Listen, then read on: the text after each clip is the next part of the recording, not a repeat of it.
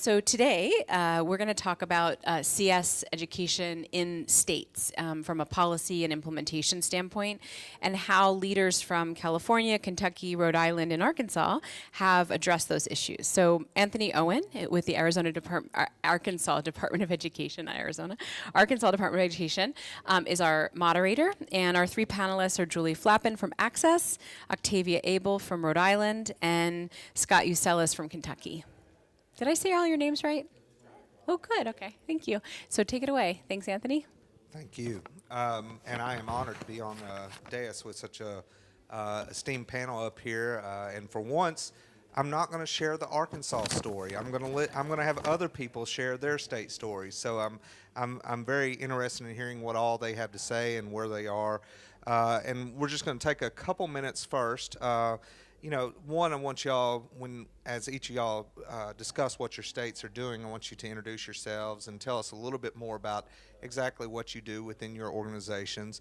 But, that gets us to our first point of discussion, and really the reason we're all here. Pat Young-Pratt, I see him out in the crowd, has often said that implementing a statewide computer science education initiative is a lot like running a marathon. And we're all in different positions in that marathon. Arkansas may be a little bit ahead of others, but we still got a long way to go. If you will, each of y'all give me about a 5-minute high-level description of where CS education is in your state. If you will, mention specifically where you are with legislation, standards development, funding, student graduation credit, and central point of contact. So, Octavia, why don't we start with you? Great. Well, my name is Octavia Abell. I am the Director of Strategy at the Rhode Island Office of Innovation, and we are a quasi-state agency out of the governor's office, and one of our primary projects is the CS for Rhode Island initiative. So we set a very aggressive goal last March for Rhode Island to offer computer science in every public school K-12 by December 2017. And the way and just to clarify, Rhode Island has 306 schools, so I would imagine that some of you are from districts that have a larger school population. But the effort was to really think about how can we be really intentional in building the supports, building teacher capacity, and driving demand for computer science education in Rhode Island with the visibility that a governor can bring to that attention in collaborating with the right partners and creating a strong coalition. So we launched a robust survey and planning process with members from across the education community, industry, to understand what the barriers were before we rolled out this initiative. And then we created a matrix of options, which you can find on our website, to meet the needs of our individual school districts and schools, no matter where they were, and recognize the various challenges and barriers that they had. So from working with partners at like Code.org at K through 5 to integrate computer science into existing curriculum, all the way up through APCS principles and APCSA with partners like Microsoft Teals, the University of Rhode Island, Brown and Bootstrap, and a whole host of other players in the Rhode Island ecosystem and folks nationally that we brought in to partner in this work. In terms of where we are, so flash forward to about a year later, we have about 70% of our schools offering some form of computer science, and again, that could be a full-fledged course, or it might be the integrated modules that we're seeing roll out in the elementary space. And we are working still within those primary tracks of building teacher capacity, working to support districts in creating strong and sustained pathways, and building demand and momentum for CS education with our partners.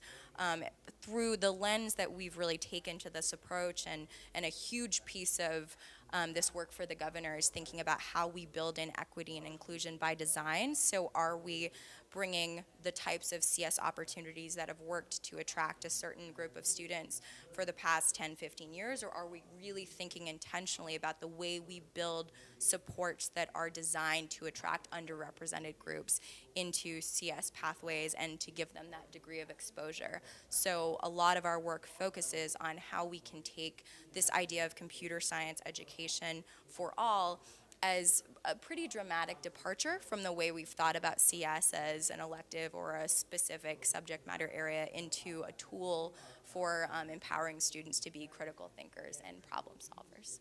And excited to be here, and I'll pass the mic over and happy to answer any questions. Great. Thank you.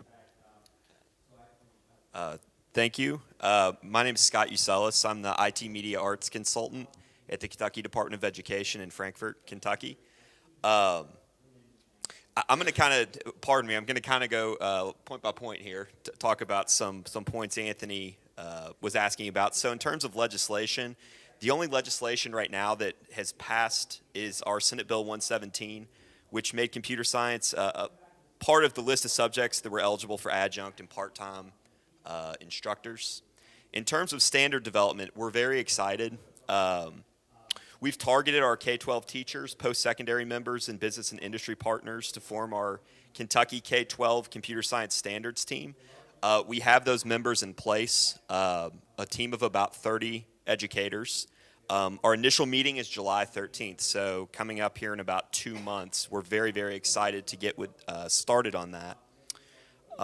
We do plan to utilize the K-12 CS framework, obviously. The interim CSTA standards. Actually, we're a bit lucky in that the CSTA national meeting is a few days before our July 13th meeting. We might even be able to sneak in maybe the finalized standards will be there, and they won't be the interim standards. So hopefully we'll be able to lean on that resource as well. Let's see here.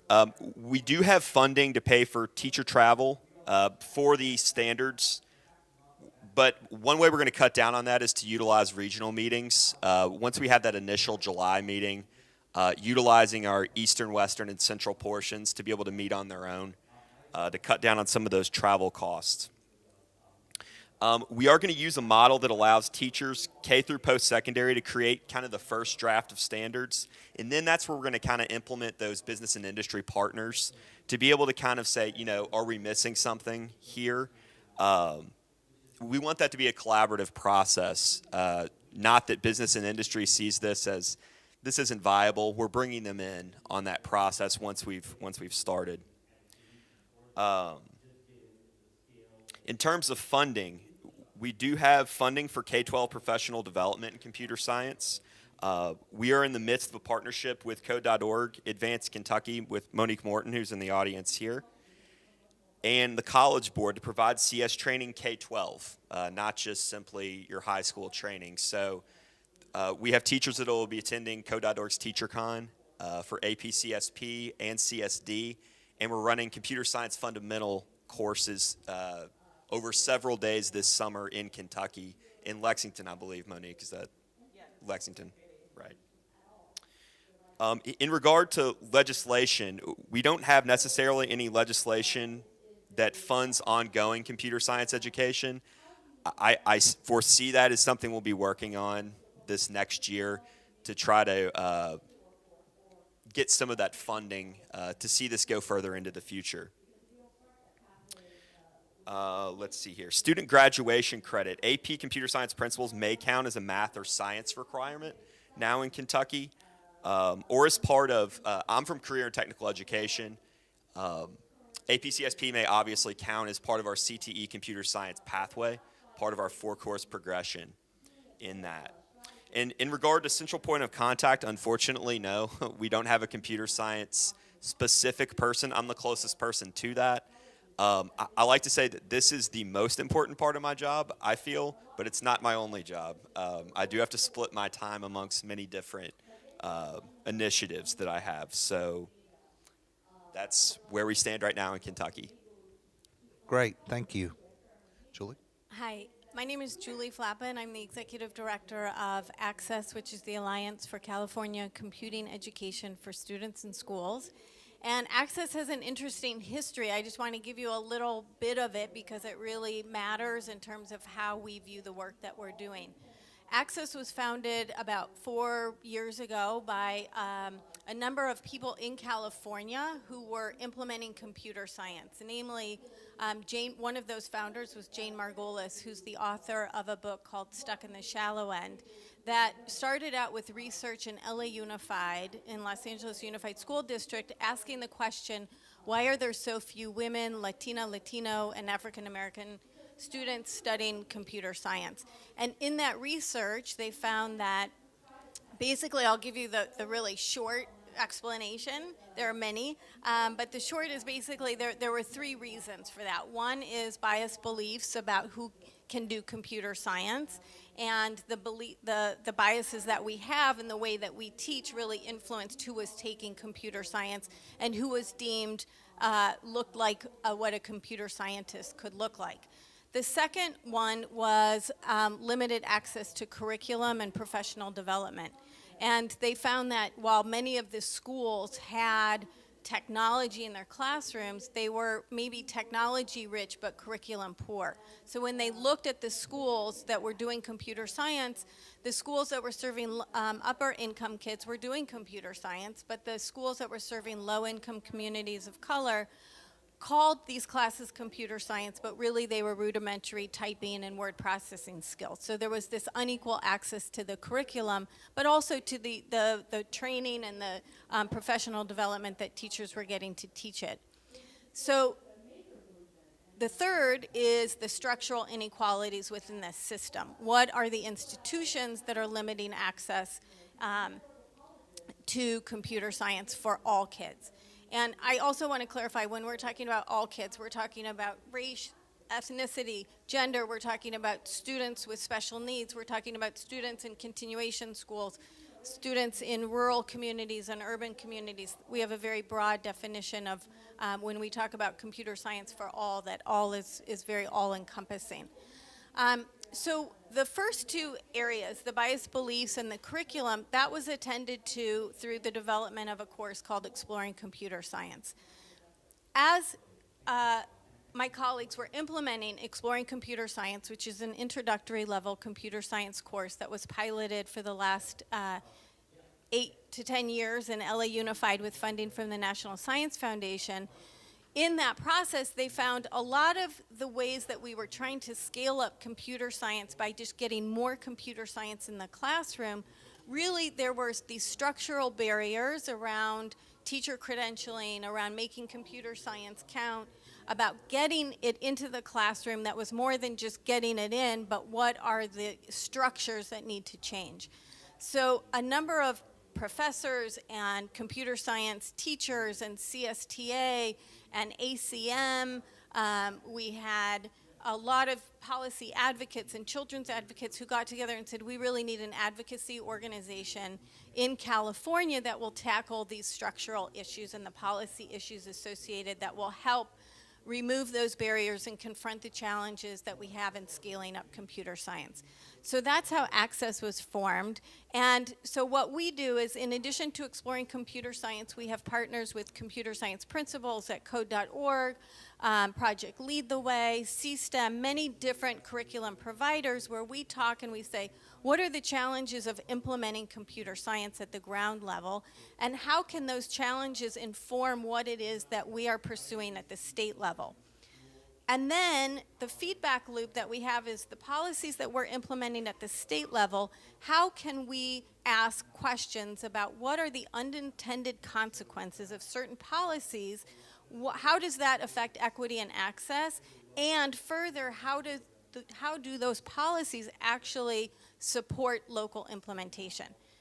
Educators know too often that we also often have these top-down mandates that are well-intentioned but sometimes create further barriers for implementation at the school level. So we want to try and avoid that as much as possible and really support local implementation. So we have this feedback loop of local informing states, states supporting local implementation, and the thread that combines all of that is really a focus on equity. How does this increase access and opportunity for low-income students, for students of color, for people who are not, for girls, for all kids? How do we increase access and equity in computer science? So the main questions that we're grappling with as an organization are, and we've learned this from our local implementation lessons, what are the credentials required to teach computer science? Related to the credentialing question is the class a career tech ed class or is it a college prep class? And depending on how that class is coded will often dictate who is authorized to teach it. So a lot of these issues are very intertwined and get a little messy sometimes of figuring out what is our lever for change. So we're constantly working on that. The other is, how do we make computer science count? How do we provide incentives for students to take it? Where does it fit in the curriculum? Does it count toward graduation? Should it be a requirement? Does it count toward college admission?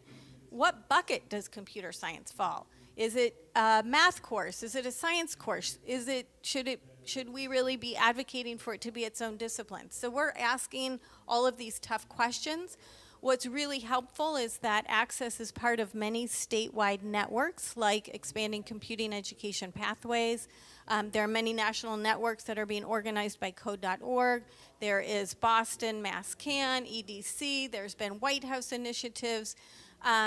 So we're part of these national networks where we're constantly learning from other states and saying, okay, and similar to what we're doing here, what are the lessons that we can take that we can apply to our state, recognizing that every state is very, very different, but what do we learn from that?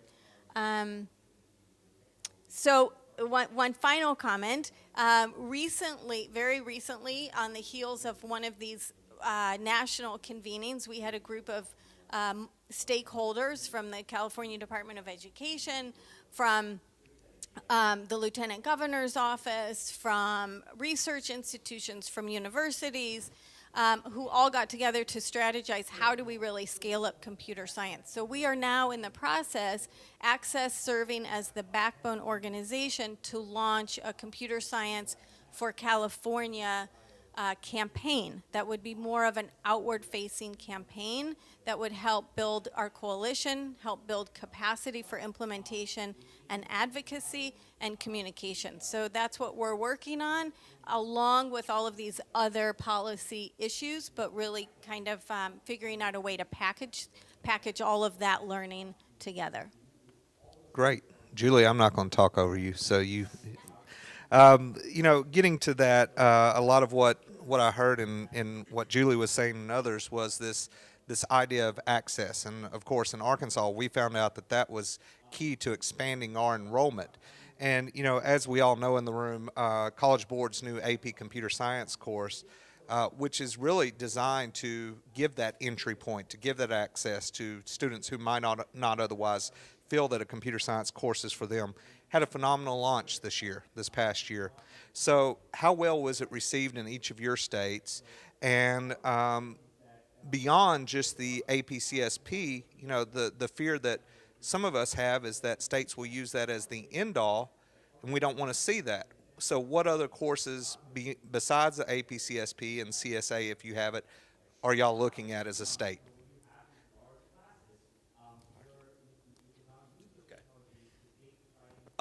To answer, first of all, I think it's been very well received in Kentucky. We had two of the original pilot teachers in 2015, 2016, Frank Hulsman and Scott Horan, that I guess this would have been their second year teaching it. I love that you say that it's, a lot of people are saying that it's an end point. We don't see that at all, especially from my angle. I serve a lot of schools that have computer science pathways already begun, and I just wanted to give a couple of the courses that we have that are already state-approved courses that we have folks taking right now. So Intro to Computer Science, which actually uses Exploring CS. As part of that, if they wish to utilize that. A computational thinking course, APCSA. We created a new course called Project-Based Programming, which is kind of a capstone course for computer science kids that basically it's software development over the entire year. They have one large project they work on the entire year. Interestingly, we want the teachers to complete a project as well, and we're going to see how that goes. That's the first year of that will be 17-18. And then also co-op and internship opportunities fall in every one of our career pathways. So I do see it as a jumping in point, but not necessarily the be-all, end-all in Kentucky. And it's interesting, you were saying, is it a science course, is it a math course, is it a CTE course, what is it? I see it really as all of the above, that the more kids that we can get into that AP CSP, the better, in my opinion. So CSP has been really well received in Rhode Island. When we started the initiative, we had 9 schools teaching computer science. Now we have 55, and that includes tripling the number of AP programs. So I think we were frankly shocked at the level of demand, both for PD on the teacher side and districts in support from the state and other partners in building out those pathways. But we certainly don't see it as a be-all, end-all.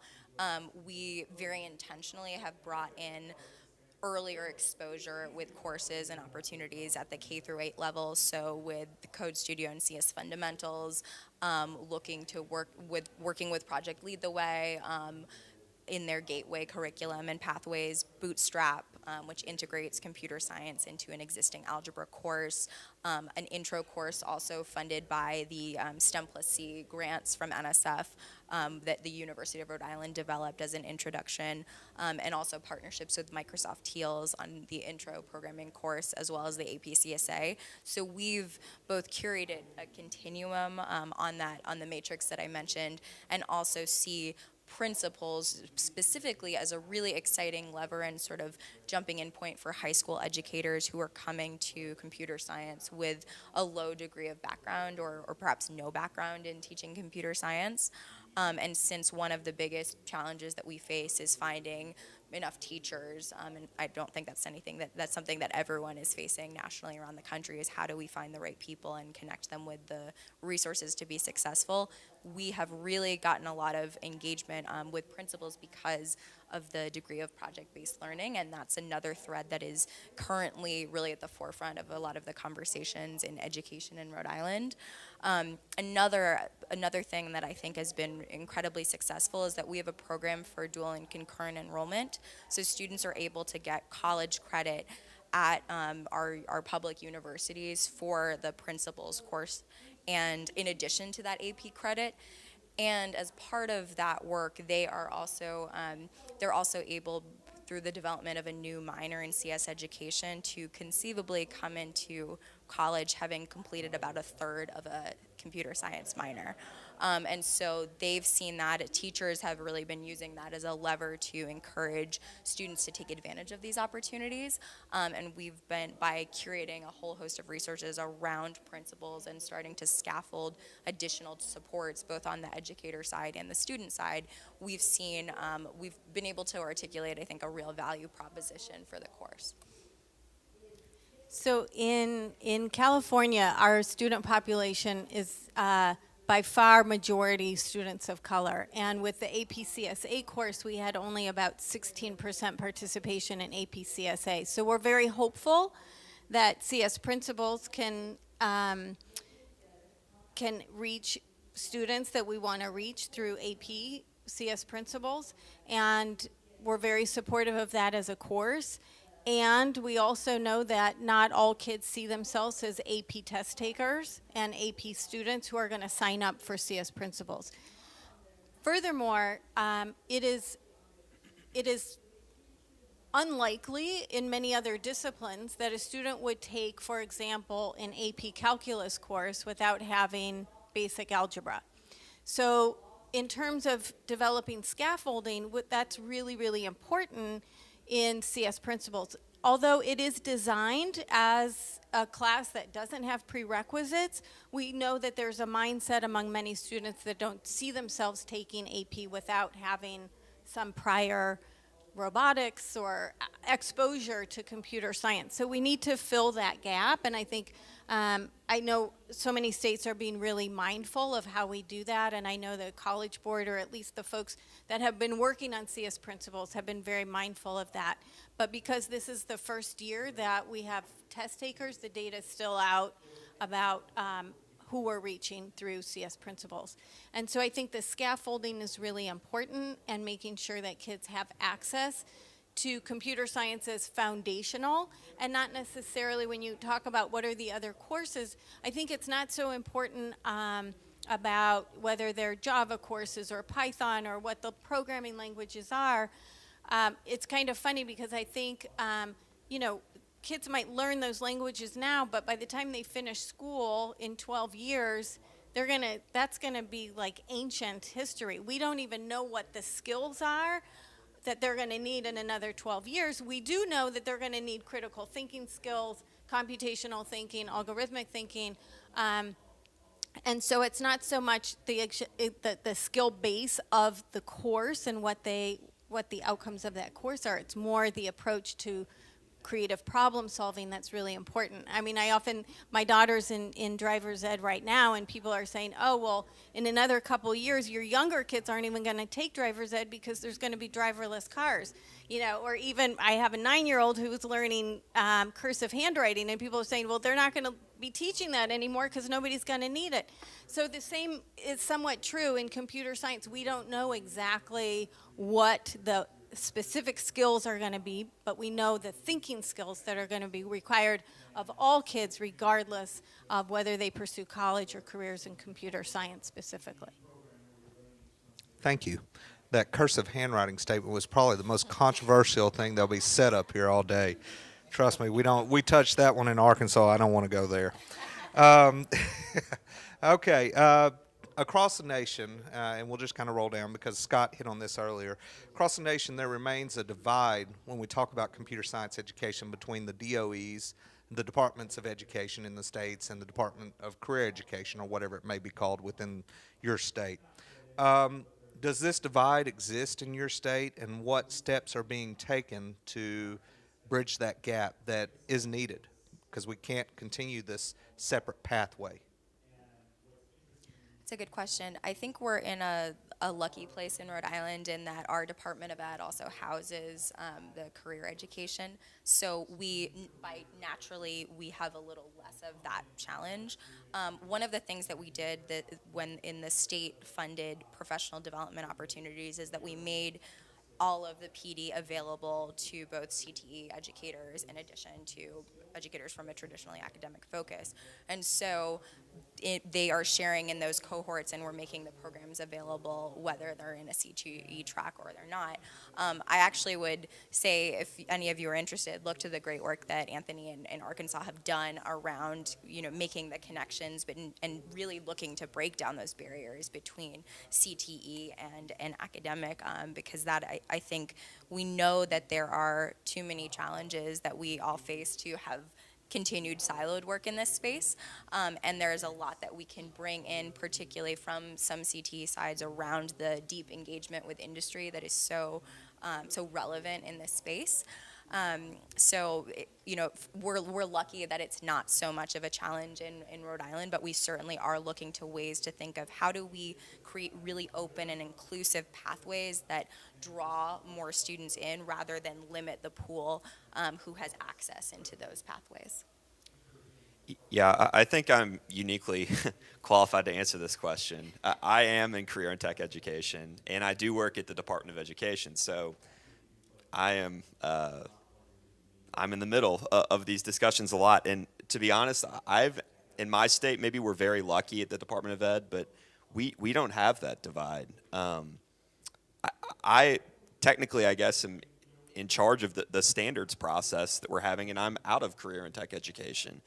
We were really painstaking in making sure that the people that were on our standards committee, we have CTE instructors that are on the standards writing committee along with our traditional ed folks as well, K through 12. We made a very conscious effort to do that, to make it seem like this is not a CTE, this is not CTE led or traditional education led. That this is for Kentucky, regardless of what side of that fence you come from.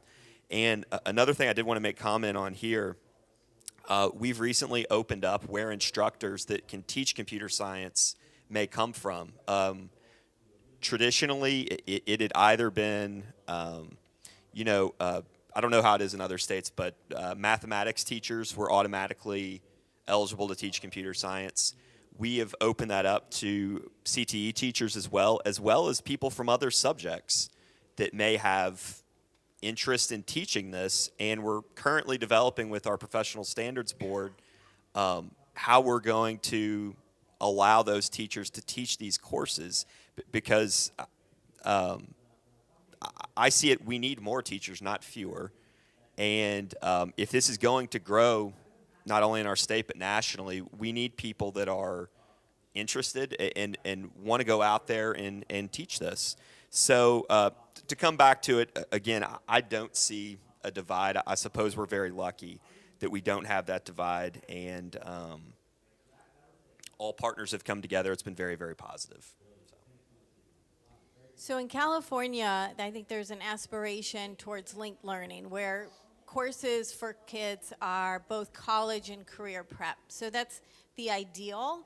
The reality is that we have a bureaucracy that doesn't always support the ideology or the aspiration of that. So the simple coding of the course as a CTE course or a college prep course does dictate who takes the course as well as who can teach it. And so I agree that from an equity standpoint, we want it in both. We don't want to divide it any more than for some people it may be, for others it may not. But computer science is important that it be part of both pathways. But I think also what's important to keep in mind when we have conversations about CTE and college prep, that we're not bifurcating the quality of the courses for different kinds of students. And that is what I worry about in CTE, and in expanding the pool of teachers who can teach it, whether it's CTE teachers who've been teaching typing for 25 years, or a math teacher who has a PhD in mathematics and may not necessarily know about equity pedagogy, that we are providing high quality professional development for teachers in both CTE and college prep, and making sure that the quality of those courses is high level in both.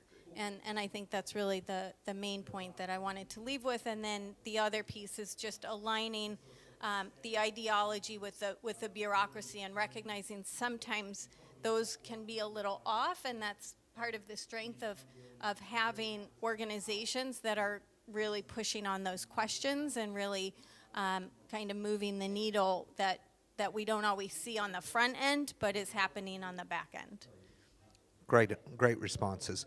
Well, I want to definitely leave some time for some questions from the audience. So we had 3 questions basically remaining. So if each of y'all will kind of take one and answer one, and if someone has something that they really just absolutely want to contribute, then jump in. But let's try to leave some time for audience questions. So who wants to take, what are the most significant public-private partnerships that your state has developed in CS? In your initiative implementation, and what role do they play? So I can take that one. One of the things that we developed through the CS Rhode Island initiative is this idea of anchor companies. So we collaborate with Rhode Island businesses who provide volunteer mentors to team teach computer science through the TEALS program. They also provide funding to support professional development and other aspects of the work. And they are thought leaders who sit on various councils. They also will author op-eds and sort of be an industry voice for the importance of computer science education to our state, and bring their peers along when we need to find 60 industry partners to show up at our CS Summit and work with 1,600 students. They'll do that and give some of their time and expertise to that end. That's been really instrumental, not only in driving partnerships with getting our state legislature to support PD funding and making sure that this is on their radar as a key driver, but also in our broader efforts at the state level to really align our tech talent pipeline development and pathways when we think about K-16, and really our strategy in Rhode Island around talent and connecting, again, sort of the jobs, opportunities around jobs for students, whether they are going into computer science or related fields or not. This notion that this is something that all students need a strong foundation in, and how do we really share the ownership of this work with industry, with parents, with other stakeholders who aren't just in the traditional education space. So that's been frankly, I think without the partnership of some of our leading companies, so we're working with Citizens Bank, Amica, FM Global, and Lifespan, which really spans across industry and is not just focused on what we would think of as traditional tech companies, and that's been really helpful in driving the message around the fact that this is something that really cuts across industry and is relevant for all stakeholders in Rhode Island to be concerned with. Great response, and thank you. Okay, I'll jump to the more controversial of the two, so the last two participants can choose who wants to answer this one. What level of support is your state or your initiative getting from the various levels of your state government and administrative agencies, your governor's office, your legislative office, legislature, your DOE commissioner, et cetera? I'll take it. Okay, so across all of our government agencies, one thing I've said about this is that this one really cuts across the aisle. I don't see a lot of necessarily pushback from Republican, Democrat, Independent, what have you. One thing I will say is that, I don't want to say this the wrong way, but I think everyone wants a piece of this. From governor's office, from our end, from KDE, and it's really, it's been great that everyone wants to contribute, but it's, I guess, finding one common voice to push this work forward and not having it, have to be someone's initiative. It's all of our initiatives. I guess it'd be the best way I could answer that. But all of our entities are coming at it from a positive place. It's just that, again, we need to have that one voice.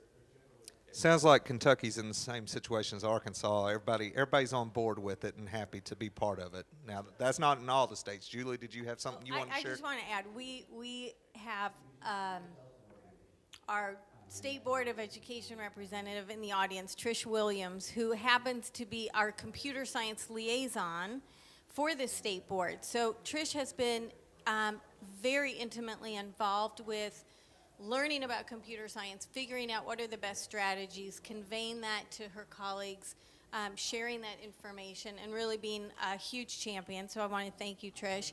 And that has really helped garner additional support from other folks in the Department of Education. So in our launch of CS for CA, we are really building out our coalition. We have a lot of support at the CDE and through the State Board of Education. We have 2 bills that were signed by the governor. One is to create K-12 standards in computer science. The other is to develop a strategic plan for computer science equity.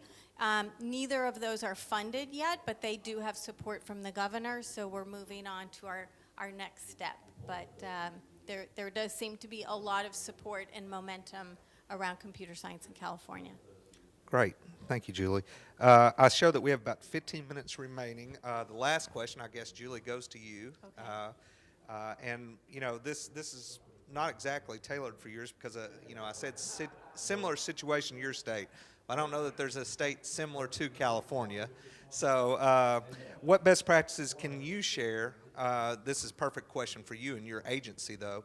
What best practices can you share regarding leveraging existing resources and funding, and along with trying to gain additional funding and bring in other partners? So a lot of what you were just talking about, but that sounds like your daily job, is it not? Yeah, I thought you were going to give me the answer to that question because we're in the thick of that right now. We have these 2 bills that are really, really crucial bills for moving us forward, and unfortunately there isn't funding. We believe that it is the duty of the state to provide that funding. We're not sure. We're kind of in a wait-and-see mode right now with our budget revise, but looking at backup plans to develop public-private partnerships and leveraging funding and relationships. Part of our group within Access are lobbyists and representatives from many of the tech business represented by TechNet. We have Google, we have Microsoft. So we're hoping to get additional funding. We are also looking to reach out to other unlikely sources of funding outside of the tech industry. You had mentioned banks and pharmaceuticals, and hoping to outreach to agriculture. So really thinking of a more diverse outreach strategy in terms of funding. But that is something that we're really grappling with right now. We haven't cracked that nut quite yet. The other piece about your question about building out this coalition, I think one of the challenges is as we are launching CS for CA, is building this coalition, wanting it to be a really big tent and be very inclusive of many, many people, and at the same time creating a steering committee that is nimble enough to make decisions about the plan and the implementation of the plan. And so we're also navigating those waters right now and really finding what are some subcommittees or groups that we can offer folks to feel like they're really part of the decision-making process, but we can't have everybody be part of every single meeting. And that's just a challenge of figuring out how we're going to go about doing that. Wonderful. Great. Okay, well, I think we're ready to move to questions in the audience. Somebody, you ready? Okay. Wait on them. There we go. We'll get you next. Hi there. I'm Sheila Van Hoos with Code.org, and so I just wanted to get the panel's perspective and opinions when it comes to questions you have been asked by policymakers over the years. What is your opinion of some of the barriers that you've seen in your state when it comes to creating computer science policy, and maybe some other states have seen and experienced, and it just kind of helps us all move forward and move the ball down the road? Thank you. So that's a great question. We, in Rhode Island, we very specifically did not choose to start with a legislative mandate to teach computer science, and we did that because other states will say they are local control states. We are really a local control state. We have 306 schools, but 66 school districts. And so there are, a lot of the work that we do with CS for Rhode Island is to curate that buy-in and build that demand and shared ownership. And we have seen efforts fail in the past in education because they came through a top-down mandate and people essentially said, well, we'll outlast and there will be something new in 2 or 3 years, and this is not something that requires our attention. So the work that I think that is a barrier both in terms of the perception from legislators who don't want to step into that space, and also when we're thinking about what are the supports that can be most effective in driving forward on our goals. Another policy challenge that we face is sort of the timeline. So what is the point at which, if we're trying to make a natural cadence of first we do standards work and then we think about teacher cert, what is the normal progression that makes sense? And I would say my advice to other states would be to really understand the resources that currently exist and the landscape that you're working with, and to know how to structure those conversations in a way that you can bring in the right partners at the right time, and also leverage existing capacity that could either be shifted in a certain way to meet your newer evolving goal, without sort of having to create a process that doesn't take into account the broader landscape considerations that you need to be thoughtful of. Right. I think we had a question up front after Pat. Okay, go ahead, Pat. So building on that, so we obviously, Octavia and others, we want districts to choose computer science. We don't want to mandate it. Even if we could, we don't want to mandate it. We want districts to choose computer science. But, that obviously applies to the early adopting districts. They're gonna pick it because they're just progressive districts, or they have the capacity to do some computer science work, or they've been reached somehow, or they have parents that are kind of really involved in pushing the district to do that. But what accountability measures might you put in place for those other districts, the last 10%, the last 15%, or whatever, that are just reticent? Or the answer could just be you just wouldn't. So that's the question for you all. Like, what accountability measures would you put in place? And you could also just say you wouldn't. Well, okay. So, I mean, I think that is an argument for mandating computer science. If it's mandated and if it's a graduation requirement, then nobody has a choice. And so if you're really interested in that accountability measure, that may be the way to go. I think Octavia made a really good point about developing this infrastructure that everybody wants to see computer science scaled up really fast. We want to see the numbers, we want to see the numbers, we want to see the numbers.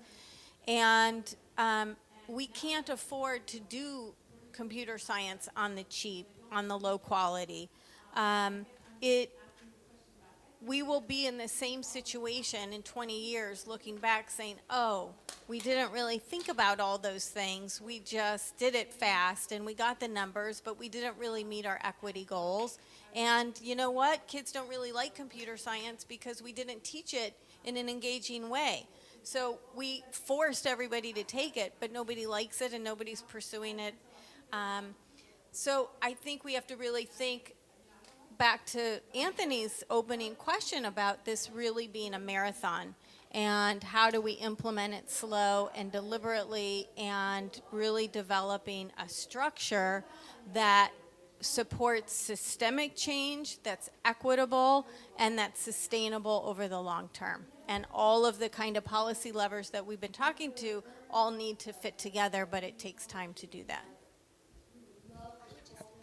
On the accountability side, I think this is probably the most controversial thing I'm going to say today. I think a lot of the accountability needs to be at the state level. I think we need to do some really hard thinking and tough work about how are we intentionally putting structures in place that facilitate that ground level implementation.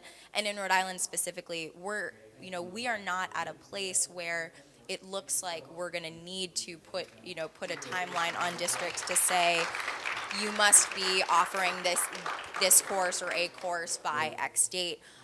We're really at this stage getting much further along by incentivizing that behavior and creating those structures to support a lot of the work that's going on.